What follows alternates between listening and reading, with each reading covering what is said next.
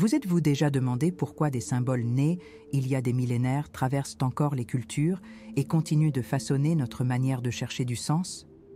Le taoïsme nous enseigne que rien n'est permanent, et pourtant, ces signes demeurent, presque comme s'ils dissimulaient une clé secrète pour comprendre la vie moderne. Le Om, la fleur de lotus, le yin et le yang ne sont pas seulement de belles images dans des tatouages ou des décorations de salles de yoga. Ce sont des cartes qui ont traversé les siècles parce qu'elles répondent à quelque chose d'essentiel en nous, le besoin d'équilibre, de clarté et de connexion. Si tout change, pourquoi ces représentations résistent-elles? Peut-être parce qu'elles portent une vérité que nous n'avons pas encore réussi à traduire en mots, mais que nous ressentons dans notre peau. Sur la chaîne Solstice, la proposition est simple et directe. Offrir un savoir à la fois profond et accessible en mettant l'accent sur ce qui compte réellement. L'objectif est d'apporter de la clarté là où il n'y avait qu'une curiosité superficielle. La mission d'aujourd'hui est de montrer comment des symboles anciens révèlent des structures de pensée qui traversent la psychologie, la philosophie et l'art. Vous pensez peut-être en avoir déjà entendu parler, mais il se peut que vous n'ayez jamais compris à quel point ces images peuvent réorganiser votre vision du monde. Savez-vous vraiment ce que signifie le yin et le yang? Ou vous contentez-vous de répéter la phrase selon laquelle tout a son opposé? La philosophie taoïste ne traite pas d'opposition, mais d'interdépendance. Il n'existe pas de nuit sans jour, car l'un donne forme à l'autre. Il s'agit de comprendre que nous cherchons l'équilibre non pas pour éliminer les contrastes, mais pour les habiter sans résistance. Et la question est, comment appliquer cela dans la routine sans se perdre dans des interprétations vagues? Tandis que des symboles comme le Om sont étudiés jusque par des neuroscientifiques pour leurs vibrations sonores, d'autres, comme les mandalas, trouvent leur place dans des cliniques d'art-thérapie pour réduire l'anxiété. Ce que vous perdez en ignorant ce patrimoine de savoir, c'est précisément l'opportunité d'utiliser des codes simples pour réorganiser l'esprit et le corps à une époque de surabondance de stimuli.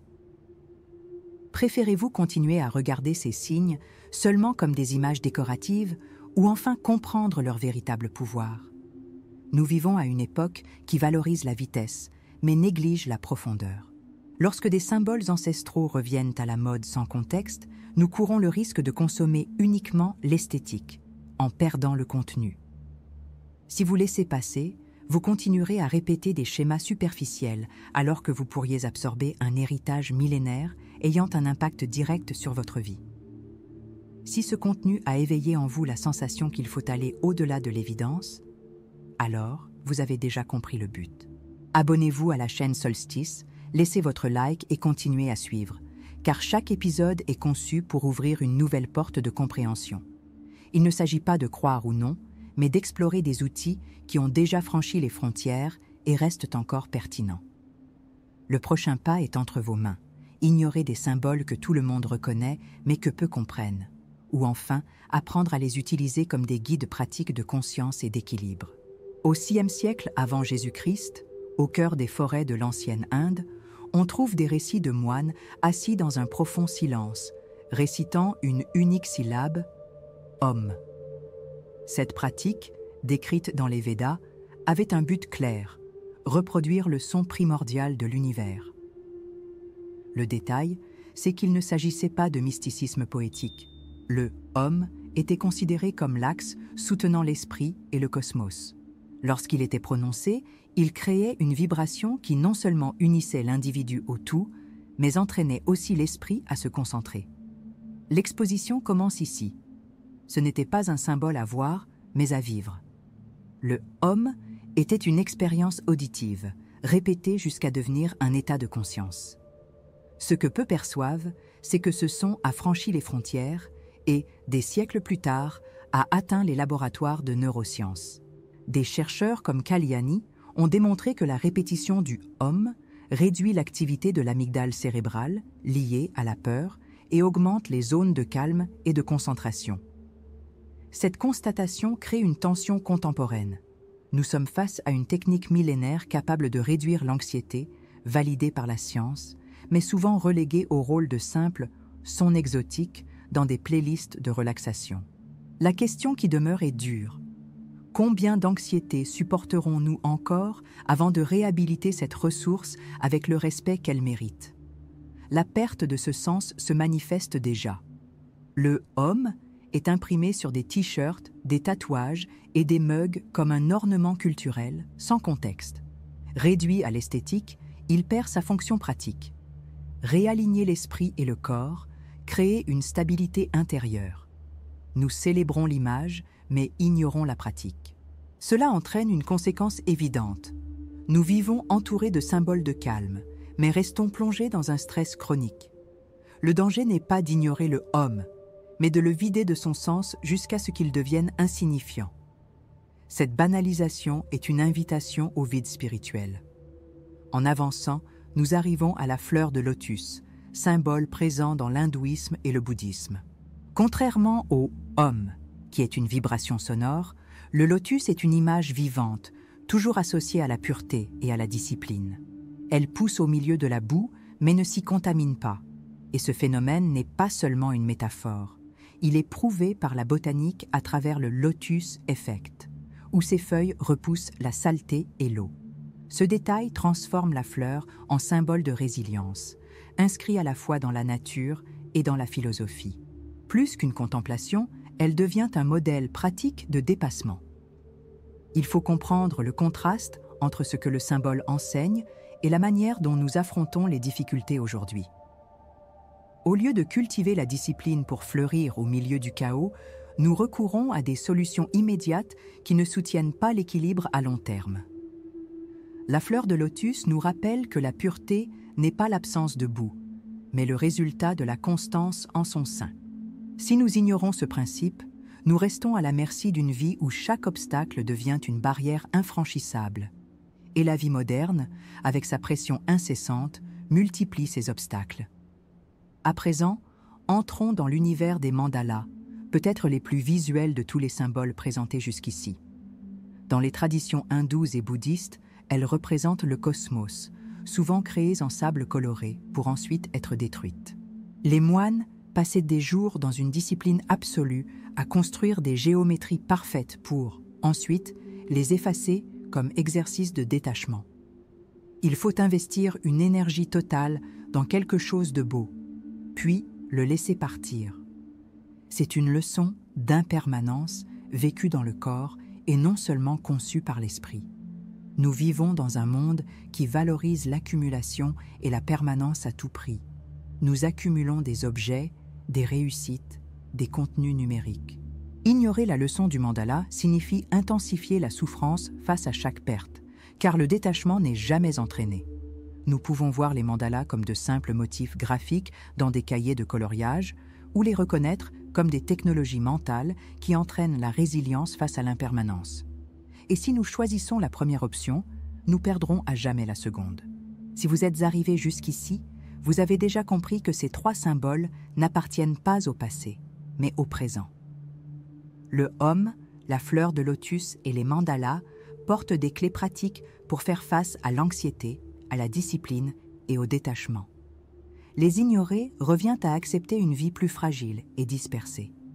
À chaque minute qui passe, nous nous éloignons davantage de traditions qui pourraient être des alliés concrètes au quotidien. Le prochain pas est décisif. Continuez à suivre cette vidéo pour découvrir les autres symboles qui complètent ce répertoire transformateur. Les chakras apparaissent dans les Védas comme des points d'énergie interconnectés qui structurent le corps et l'esprit. Pendant des siècles, ce concept a été perçu uniquement comme spirituel, mais des études récentes en neurosciences et en psychophysiologie confirment des corrélations entre régions corporelles et états émotionnels. Une pratique peu explorée, mais documentée scientifiquement, est la respiration alternée par les narines, connue sous le nom de Nadi Shodhana. Des recherches comme celle de Tell démontrent que cette technique améliore la variabilité de la fréquence cardiaque, indicateur d'équilibre autonome. Le conseil est d'utiliser le corps comme clé pour libérer les émotions. Ignorer cette pratique conduit à accumuler des tensions invisibles qui, tôt ou tard, explosent en symptômes physiques. Ici, le symbole des chakras prend une fonction concrète, une carte de l'auto-soin validée par la science. Dans les salles de sport et sur les réseaux sociaux, les chakras apparaissent réduits à des graphiques colorés sans explication. L'effet secondaire est grave. Nous croyons déjà savoir de quoi il s'agit et nous cessons de pratiquer. Mais il ne suffit pas de regarder le dessin. Il faut vivre des techniques qui activent les centres énergétiques, comme les respirations, les méditations guidées et les postures de yoga spécifiques. Sans pratique réelle, le déséquilibre énergétique se traduit par de l'anxiété, de la fatigue et un manque d'attention.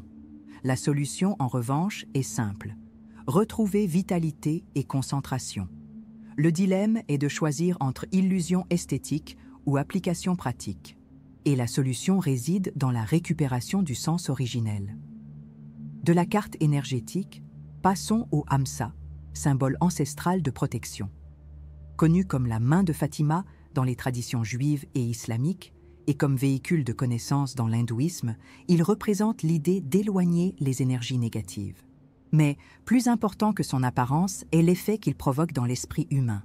Des psychologues sociaux identifient ces symboles comme des ancres cognitives, des rappels physiques qui renforcent les comportements.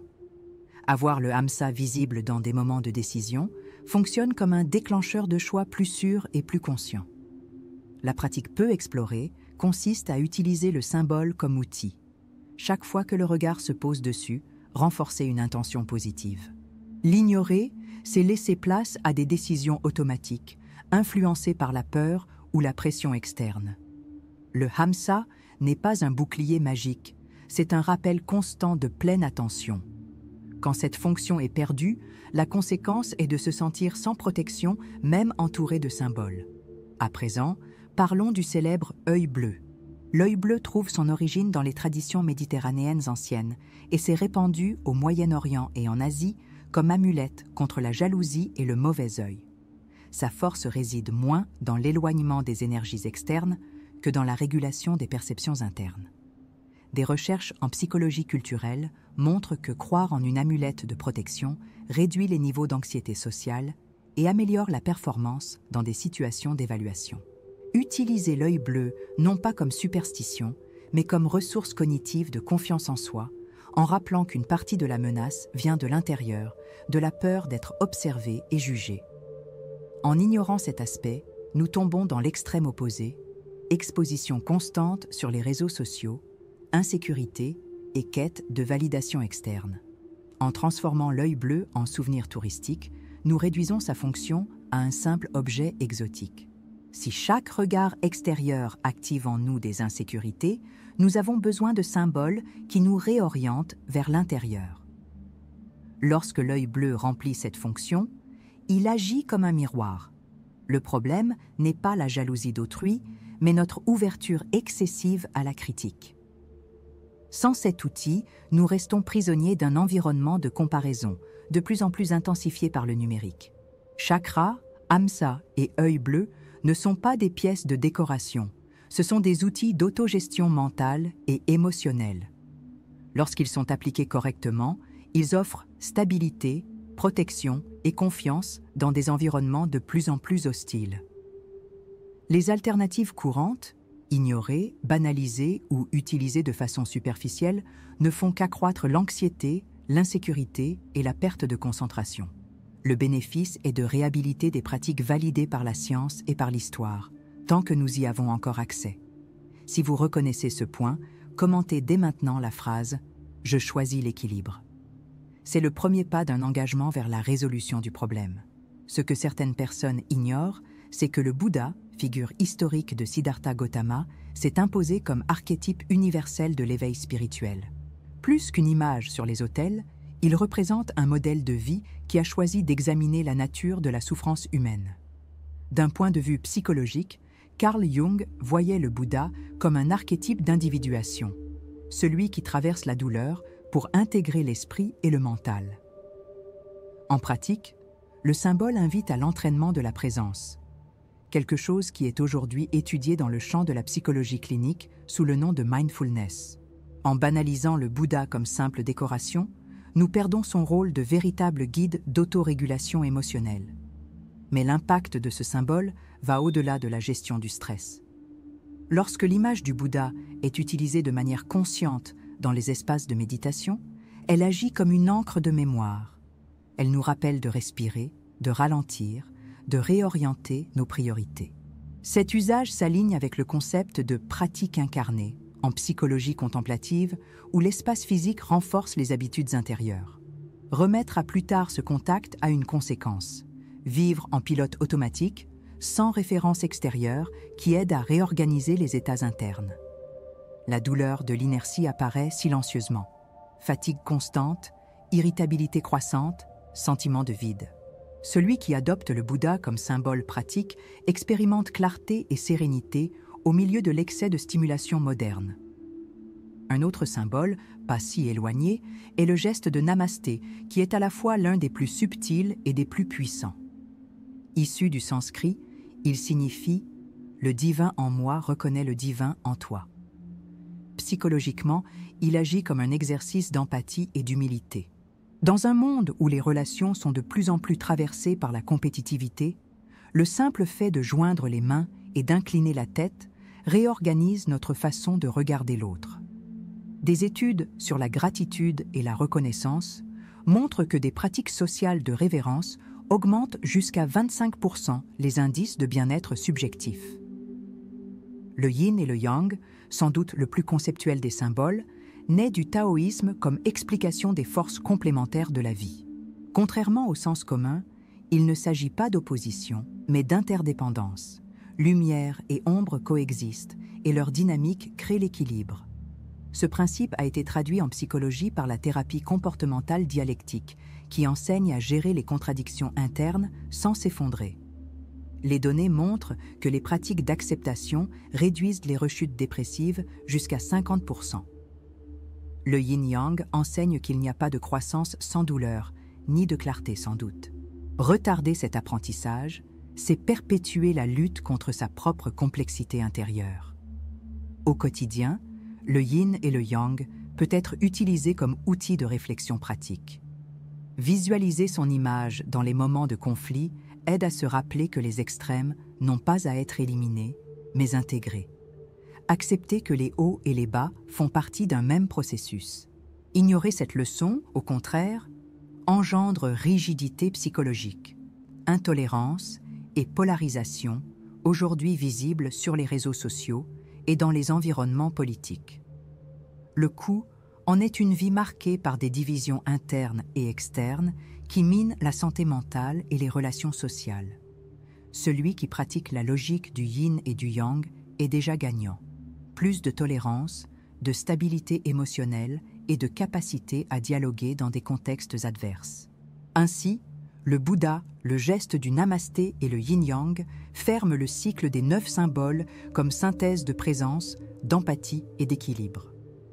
Tous offrent des pratiques éprouvées, étudiées et applicables, mais seulement à ceux qui décident d'agir. Chaque jour sans action coûte énergie vitale et occasion de connexion qui ne reviennent pas. C'est pourquoi l'invitation est simple. Commentez « Je choisis d'apprendre maintenant » et commencez le processus d'intégration de ces symboles comme outils vivants dans votre quotidien. Après avoir traversé les 9 symboles, la sensation qui demeure n'est pas celle d'avoir atteint une réponse finale, mais d'avoir ouvert des portes vers des questions qui, peut-être, étaient toujours là, attendant notre attention. Le taoïsme nous rappelle que le flux ne s'achève pas, il change seulement de forme. Il ne s'agit pas d'accumuler des symboles, mais de leur permettre de nous traverser. La question qui reste, taoïste dans sa nature, est simple et puissante. Si chaque symbole reflète un aspect du tout, quelle part de vous résiste encore à se reconnaître dans ce miroir? C'est là la provocation finale, non pas à répondre immédiatement, mais à emporter comme une graine. Peut-être que la véritable pratique consiste à laisser le silence réorganiser les idées. Le bénéfice de cette traversée ne réside pas seulement dans le savoir acquis, mais dans cette sensation de clarté qui s'installe lorsque nous comprenons que tout était déjà là. Et pourtant, rien n'est définitif. Celui qui apprend à voir le tout dans chaque partie découvre la paix avant même de l'atteindre. Voilà l'épiphanie, comprendre qu'il n'est pas nécessaire d'attendre l'avenir pour trouver l'équilibre, car il se construit dans chaque geste, dans chaque respiration, dans chaque symbole incarné dans le quotidien. Le gain d'avoir suivi ce chemin est de sentir que l'équilibre n'est pas inaccessible. Il se révèle dans l'instant présent, à condition qu'il y ait ouverture. L'espace est désormais celui du silence intérieur. Le silence qui permet à chaque symbole de résonner de manière unique en chacun. Plutôt que de chercher la bonne réponse, essayez d'observer ce qui continue d'écho en vous. Peut-être une phrase, une image ou simplement la sensation d'une pause. Voilà la pratique. Percevoir les traces que la connaissance laisse derrière elle. Chaque spectateur aura une expérience différente, et c'est dans ce pluriel que l'universel se manifeste. Le voyage ne s'achève pas, il se prolonge dans le silence, dans la contemplation, dans de petits gestes répétés au quotidien. S'il y a une prochaine étape, elle ne se trouve pas à l'extérieur, mais à l'intérieur. Continuez à explorer, continuez à observer, continuez à marcher. Notre communauté grandit non pas parce que nous cherchons des réponses définitives, mais parce que nous acceptons de porter les bonnes questions. Et si ce chemin a résonné en vous, suivez la route avec nous sur la chaîne, car chaque symbole n'est que le début de quelque chose de plus grand.